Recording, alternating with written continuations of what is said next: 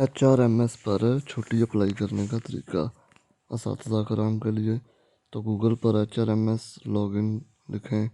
उसके बाद सबसे पहले जो वेबसाइट है उस पर क्लिक करें।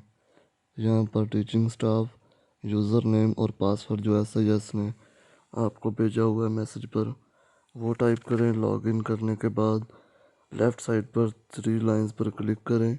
उसके बाद लीव रिक्वेस्ट, यहाँ पर लिखा होगा आपकी सारी डिटेल जितनी आपने पहले छुट्टियाँ की हुई हैं।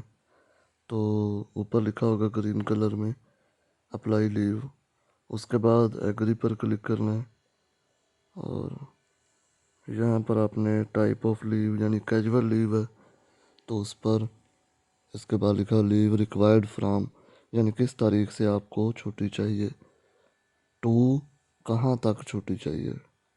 यानी तो पहले फ़र्ज़ कर लें कि आपको 15 फरवरी के लिए अप्लाई करना है तो इधर 15 पर क्लिक करेंगे।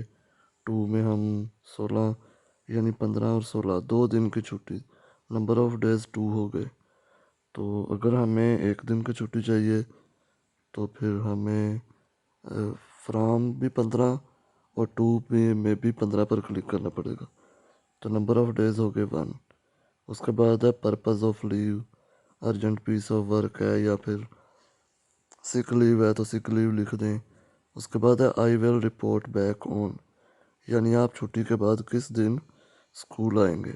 तो यहाँ पर 16 पर क्लिक करें। तो ये आपका मुकम्मल हो गया फॉर्म। ये मुकम्मल करने के बाद गौर से पढ़ लें और उसके बाद प्रोसेस पर क्लिक कर दें तो आपकी छुट्टी अप्लाई हो जाएगी।